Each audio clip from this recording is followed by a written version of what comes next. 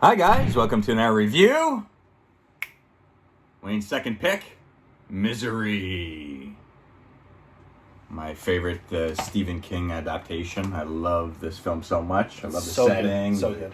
Every winter, gotta watch it, but it's one of those films that I have to watch multiple times a year, but I enjoy it most. You know, when it's a huge snowstorm outside, get right into the mood, you know? Right That into and Storm of the setting. Century are Yeah, two favorites. Yeah, honestly, those types of movies. Die Hard too. Yeah. Anything with lots of snow. Yeah, William Sadler. So Misery was released in 1990. $20 million budget, made over $60 million. Not a little bad intake. Return. Very good, very good. And Kathy Bates really made her mark on Hollywood with this film. That's right. It wasn't her first film, but she won the first female to win ever award in a horror movie. Was it that? Yeah. For Academy Award? But Academy Award, yeah. She won an Academy Award for Best Actress. So, Well, that's it. Well, and that's what I meant, like Best Actress and for a horror film. For a horror film. Yeah, no problem. But it is definitely her performance along with James Caan. Yeah. Lots of actors were thought of for this. Even offered the role for James Caan. Paul Sheldon, Jack Nicholson. Robert De Niro, Robert Redford, like every actor at that time. I think William Hurt. Wasn't Warren Beatty? Warren Beatty was the one that was closest and was about to do it, but he had to go back and finish up some stuff on Dick Tracy, which released a little before Misery in 1990. So he lost out and went to James Caan. James Caan does a phenomenal job. What a great performance. He was really into it there, boy. Yeah, well, he was battling fighting some addictions. Some substance abuse, for sure. And I always thought it really helped his performance in this movie, but he's just trapped in that bed. He looks miserable. He looks like he's withdrawing in real life of something, So it really works in his favor. He said in an interview one time that James Reiner kept him in bed for like 15 days, like straight, like filming, like. Yeah, he was just lying there. He felt like he thought it was like a sadistic joke he was playing on him. Numb, fuck. But yeah, Rob Reiner directs it. Directs Stand By Me. We already reviewed that. That's one of our favorites, based on a Stephen King book. So good. Yeah. So James Caan plays a very well-known writer, Paul Sheldon. He's famous for these misery novels he's been writing, and he always goes to the same place to finish up a book, the Silver Creek Lodge in the Colorado or something like that. That's it. And so when he finishes a book, he has a ritual. He has a glass of Dom Perignon. I don't forget the brand of cigarettes, but not sure, but he's definitely smokes cigarettes. But he quit, in the movie. That's it. He quit. So he has that one cigarette only when he finishes a book, so he really enjoys it. I like the shot too, where you see like the cigarette. Yeah, his whole place there. Yeah. He's typing. Okay, it's all done. The end, and then he lights his cigarette, the match there, has his glass. Nicely filmed, girl. But then he hits the road right away. He doesn't realize there's a big snowstorm on its way there. And he's driving a Mustang. Anyone who drives Mustangs, no, you don't drive those in the winter. Yeah, especially there's a huge snowstorm. But I like that he shoots a snowball at the tree. Still got it. Then the fucking music starts playing. We get our credit sequence. Everything's going good. He's driving. The snowstorm hasn't really hit yet. But yeah, as the credit sequence unfolds, you see some more and more snow falling. His wheels, slipping a bit. Right. He's grabbing his over for his manuscript there because it's in this beautiful leather bag that he just started using again. It was he used to write his first book, And we get a little flashback after he crashes his car. Where's his editor?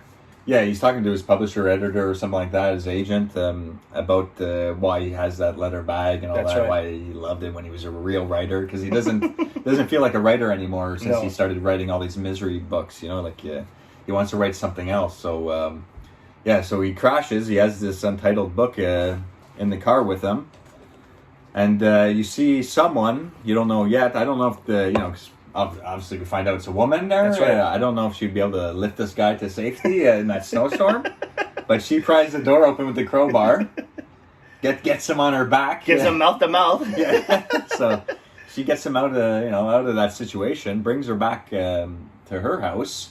But what a great setting, man! I love the setting of this film. It's primarily just one room, not even one house. It's just that one room, But it's great though. What a crazy. Some nice shots. Yeah. But I love just the house. It's I know it's just a part of a small town, and we get the feeling of the small town and everything. But her house is like It's off Right by out there. itself, you know. Yeah, it's pretty creepy. It's pretty creepy. Off the old beaten path. Especially with the snowstorm, you know, and all that, and the roads are closed off, so no one can get to the house, you know. So they're kind of like trapped away from the rest of the town folk, you know. So yeah, because of the big snowstorm, we don't know anything about Paul Sheldon. That's right. We don't see his car crashed on the side of the road. The snow has covered it. That's right. His but man, when he wakes up in the bed like 2 days later. Kathy Bates is there. Oh, I'm your number one fan. He's a huge fan. Oh, yeah. Yeah. He's I saw this. I saw your manuscript. I was wondering if I could read it. And he's just like, I usually don't let anybody read it, but except for my publisher and my agent and anybody who saves me. Yeah, you can read it, Annie. So he lets her read her his new book there and everything. But she shows him his damaged legs, man. It always makes me queasy. That's practical makeup effects. That's very well done, you know. And it's just like, you have a compound fracture in the tibia in the right leg. She's like a nurse, you know. They're all purple and blue and veiny. The feet are swollen. And she's like, you had a separated shoulder, but I popped it back in. It was a little stubborn, but I got it back in there, you know. This guy's been worked on, you know. Not only that, but at first you think Annie Wilkes is like a great human being. Yeah. Oh, it's lucky. Lucky that you like a nurse and a fan. You know what I mean? I'm taking care of you. Like, while she's feeding him some tomato soup, she's like, I was following you. That's how I was able to save you. But she's like, because everyone knows you write your books up there. That's so right. She's not acting too creepy about it. You know, she's explaining. That's it. You're my favorite writer, and I know you're writing there, so I would just drive past there. And I just, she's acting. She's probably really like raping. If we saw scenes like that, she's probably right in the windows, like like really stalking them and stuff like that. But we don't see that section of the movie. But so she just says, "Oh, I was driving past. That's it. I saw that you were taking off when I knew a snowstorm was coming, and I'm like, why are you taking off?" She was telling him. So she followed them, saw that he crashed. She was able to save him. So he lets her read the book and everything. But while that's happening, his agent or publisher calls the town sheriff. That's right. Richard Farnsworth, that old great actor there. I love that guy. And his wife is a deputy there. She's so funny. She just wants to be in bed with her. That's it. Sheriff there. She's like rubbing it like, in this car, you're my deputy. Yeah. You're not my wife. You're my deputy. deputy. No, I want to take the sheriff under the blankets. Yeah. I want to be warm under the blankets with the sheriff. That's right. He's trying to solve a fucking, big case here, you know? If she was a sheriff, fucking Paul Sheldon's case would never have been solved. Well, it kind of is by Richard Farnsworth for a split second there. We'll get to it, but he plays a great sheriff. He's like, I'll put his name in our system, see what comes up. Just a sticky little sticky tack or whatever. You want my system here? Expecting a big computer file, on all these names and places, but he just has a big bulletin board, tons of messy papers all over the place. But so he's like, I'll check into it. I'm sure everything's okay. He checks out the Silver Creek Lodge where he was staying and all that. Talks to that guy. And that guy is like, he's been coming here for years, never causes a problem. Does the same routine every time. And I'm sure he's pulling into New York as we speak. So I'm sure you're right. But again, it's filled with snow. That's right. So there's no real leads, there's no signs of car accident yet. So as we further along with Annie and James Caan, Paul Sheldon, it's just so great their chemistry because, as you said, she's playing like the nice nurse. That's right. And he's like, I need to call my agent and I need to let my daughter know I'm okay. And she's like, as soon as the roads are open, the phone lines will be up. So she has an excuse for at least 3 to 5 days, or whatever. That just settle here. Everything be okay. I'll take care of you. So he has no contact with anyone. So that's why his agent called the sheriff. So he's not able. She won't let him call anyone. Even later on, a few days later, she's driving into town. That's right. But that's what's great about this movie. She's so nuts at some scenes. She even said, she's just like, I even spoke with your agent and I spoke with your daughter. That's true. It's his daughter's birthday. He wants to call her. Calls her every year, he said. That's it. But she doesn't let him. But when the cop is driving back from questioning the guy from the lodge, he sees a broken branch. That's right. Just on a hunch, maybe it could be the wind, it could be a car, it could be anything, So he goes down a bit, and if he would have continued, he would have saw the car. Yeah, but he goes too deep. Like, too deep. He's unable to move. But he had the right idea. He was right on top of the car. So and just as they're getting in, I like that scene that they're like crossing paths. The cops are getting in, and Bates is going that way. Yeah, it's like the camera's set on her car, and you see the cops on the side, and as she's passing by, the camera pans and turns on her. That's right. And it's good. And then she goes home, and she's like telling him a story about her husband, and it's raining. And she's like, the rain bothers me, and all that. And he's making funny faces in the bed, and he's like, all right, I'm finished. He's pissing. He's pissing. And you see his face, James Caan's face, he's like this. Because she's talking and she's like shaking the bottle. Yeah, yeah. He's gonna throw piss everywhere. Yeah. He's just his face. He looks really worried, bro. For real, like I think there's really piss in that bottle for like real piss. No, but like it's just hilarious that she's telling him a sob story, looking out at the rain while he's trying to piss here. You know, you could wait outside the door. You know, like yeah. But there's a few funny scenes while he's in bed. She brings in her pet pig and like, snorting. You know, calls it Misery. The pig. He's just like that's one fancy pig. But while another scene though, while she's I think she's shaving him or something. That's it. She's starting to read that book. Yeah, he let her look at his new book. That's correct. And she's something bothering her about her. You know, it's the profanity, Paul. Yeah, the profanity. So she gets a bit upset about that. So you kind of see her twitch out. She twitches a little bit there. You just get a hint of something's a bit off, and him too. He's like, "Oh, okay, yeah." And he's like, "I was a slum kid. We talked like that's that." It. And she goes like, "No, they don't. Do I go down to the fucking store and ask for some stinking fucking feed and get me some bastard of a check over at the bank?" She's so goofy. Even her swearing is like so old school, you know. Like, but she's great in this film, man. She really deserved that Oscar. Yeah, she played it really well. Yeah, for sure. You dirty bird. You're just a dirty old birdie. Yeah, later that night, I think after he's pissing, she's just at the end of his bed. It's great because it's the camera's on his face. That's it. And you just hear the door slam. And he's like, a bit startled, you know? And it's still raining, you know? It's like thunderstorm and it's nighttime. And she's at the end of the bed. She can't be dead. You know? He killed Misery off and I think Misery's child or some shit like that. That's it. So she's so fucking pissed at him all of a sudden. And he's like... She shakes the bed. She slams his dead legs. His dead... He's in so much pain, man. You feel I would not want to be James Caan in that situation. Imagine being helpless and this woman's like beating you like physically, mentally. Like, and she tells you about her husband, you know, just prior, and then she's been acting weird that just all leading up to that night, and then she explodes on you, so he's like really panicking, you know. No, for sure. But she drives off in the middle of the night, so he's like, "Fuck, I gotta try to get out of here," you know. That's right. He like slams his broken legs against the floor.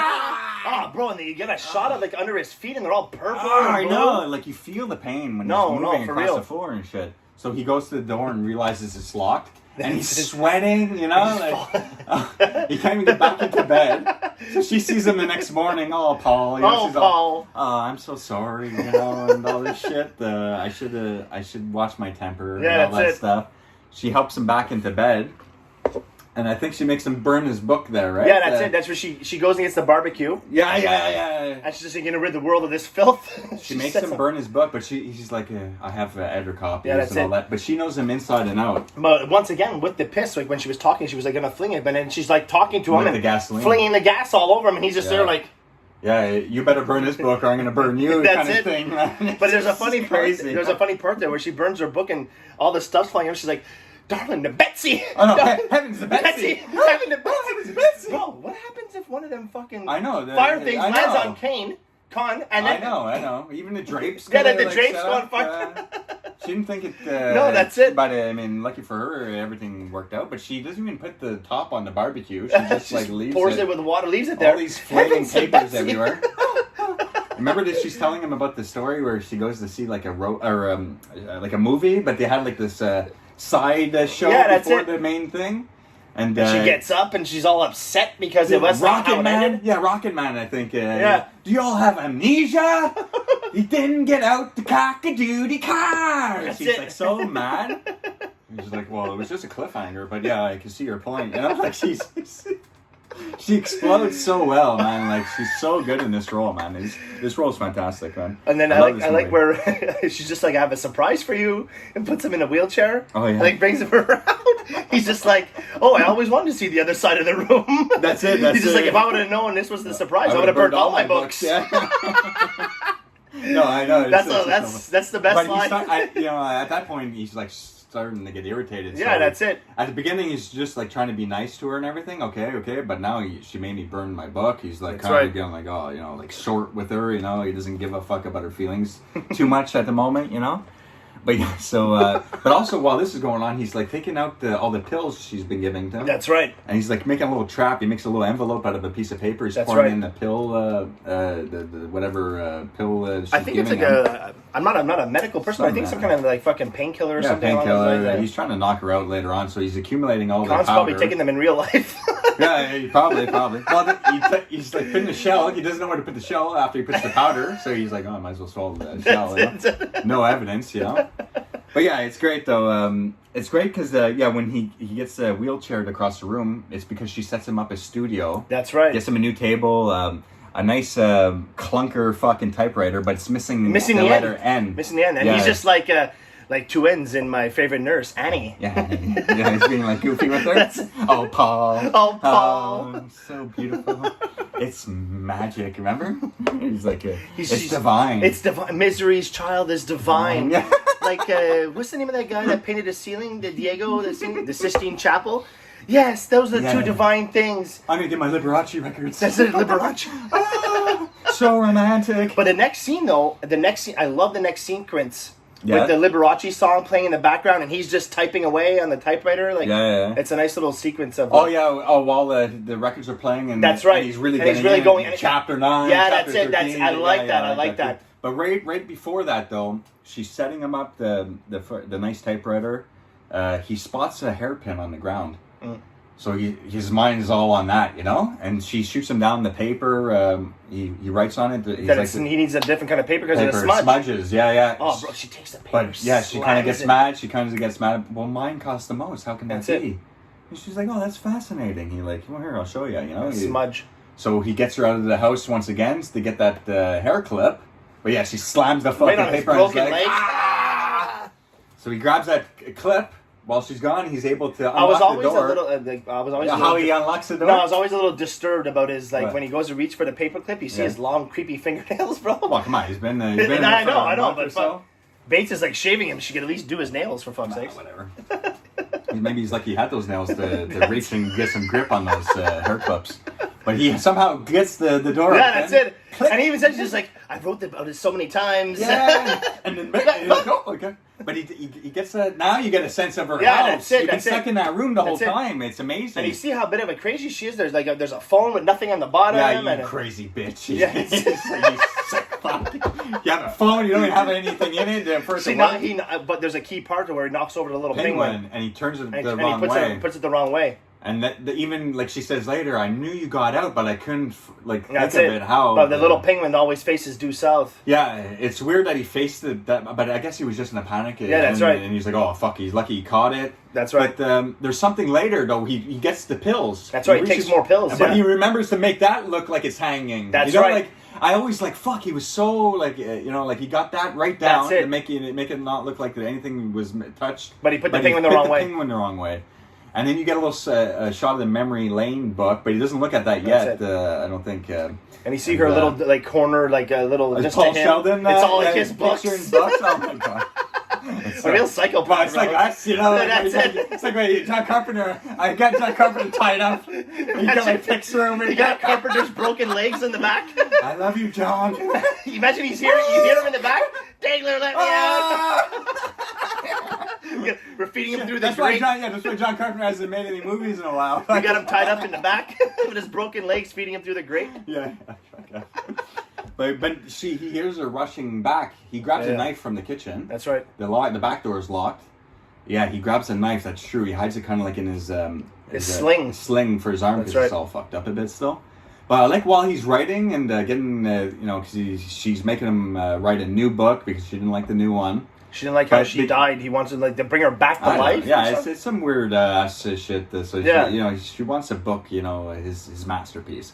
But I like when he's writing, like you said, you get in that nice montage. But also he's like strengthening his shoulder. That's right, with the thing. He's lifting. He's working out. He's doing a little workout. So yeah, you see him like trying to get a little healthier and a little stronger, maybe to make his break. That's right. So yeah, it's excellent, man. This film is excellent. But man, oh boy, the crucial scene when she finds out that he got out. That's right. With the hair clip, and she in the book it actually she cuts off his foot with an axe. Okay. And the director Rob Reiner felt that was a bit much to really like sever a foot for him. But this is also very effective, though. And they only show the one foot too. The one time she does it 2 feet, just a split, hitting the foot. See the foot. It's so effective, bro. So effective. Oh, it makes me cringe. Like, no. Honest to God. Oh. Actually, it's a funny thing. I actually watched this movie with my girlfriend a few days ago because I showed her what we were going to review. Yeah. And she had to close her eyes for that part. She's like, "Oh, it's going to make me fucking sick." Well, yeah, I know. The foot going like that, bro. Not many people can stomach that kind of fucking thing. Honestly. But yeah, that scene has always been my favorite scene. That always stands out from his scene. Yeah, it's the best. That's why they have it on the cover. And after that, he's like, "Fuck you." That's it. He's like, "Fucking big," and he's like planning everything. He gets a nice dinner set for her because the book is coming to an end. That's right. It was all for you. It's your inspiration. Let's celebrate Misery's return. Yeah. So he gets a nice dinner scene with her. But as this is happening, the snow is starting to thaw. That's right. So we find his car. And you get a nice little scene by J.T. Walsh as the cop. He's the guy, there's no body. Certainly he's dead somewhere in the snow, unless the animals got to him. Just a little uncredited role, I think, by J.T. Walsh. Great actor. But, so they find his car, no body. Richard Farnsworth suspects, someone saved him because there's crowbar marks. That's right. So it's a funny little incident where Annie screams at someone in town because with a car, like there's something at the stop sign. That's right. She was going and he cut her off. Cock-a-doodie. And that's right. Richard Farnsworth sees this and like laughs to himself. So he kind of like takes that as a bit of a hunch, I guess, and he reads all his books. That's right. And he takes one quote from a book that he remembers her using from. That's right. Because we find out that her husband passed away. In that Memory Lane book, there was some. Also, she was a nurse, and there's a lot of child deaths. Yeah, while she was working on her duty, there was a lot of child death. And she used a big important line from one of his books. That's right. There's a judge hired a man, and I'll be judged by him, or something like correct. that. So he reads that, and he sees that she quoted that. So he puts 2 and 2 together, and he goes to the house, and he actually finds Paul Sheldon in the fucking basement. Well, he goes to the store where Annie usually goes in. Right. And he's just like, hey, Mrs. Has Annie Wilkes been here? You know what I mean? No. Great point. He always puts the book away for her specifically, and anything out of the ordinary. Well, just been that she's been buying paper. Sure. Well, what kind of paper? Well, the typing kind. He goes, the typing kind. Well, he's just like, that's nothing ordinary there for her. You know what I mean? Like, why the fuck would she be buying typing paper? Like. And Paul Sheldon just happened to go missing. Yeah, that's it. Number one fan of Paul Sheldon. And she's like stealing his quotes. So right there, that's like number key witness. That's it. So when he goes to the house, she hides him under the stairs, Bro, she came in like a fucking stabbed him right. He's trying to fight her off. Bro, he's trying to fight her off. Yeah. Is it a needle or does she like? No, needle in the arm. She fucking knocks him out. Shoots him down the stairs there. He's like waking up while the cop is like walking around. He's like banging. He's smacking the barbecue. He does a noise. Richard Farnsworth comes running, sees him. Bro, why wouldn't he pull out his gun? Like, I don't understand. He's too like no backup. That's it. He's too like old country style. Bro, he opens the door, sees him, and he's just like, Mr. Sheldon? Let me turn my back, while I find him down there. Oh my god, he gets his fucking back blown in. He goes. You see there with a fucking poor guy, double barrel shot. Yeah. And you see that fucking bitch at the top of the stairs after. James Caan is like at the bottom, He's like, holy fuck, boy. Oh, boy. But he's able to get gasoline from downstairs. That's right. The little propane, or the little lighter fluid or whatever. Yeah, because that's the barbecue that she used to burn his book, and it's right there. Yeah, I guess she put them together, right? That's right. So he grabs that, he hides that, I think. And in then his pants. Because he has the big finale set up that he's going to finish the book, and she's reading and giving him criticism, but she's like loving what he's writing. No, this absolutely. is really becoming his masterpiece. That's right. So his last chapter, he has all the answers, and she wants to know, and he's like, "You'll find out." What's she end up with? Winthorpe or Ian? so divine. That's crazy. You know? This is your greatest work yet, Paul.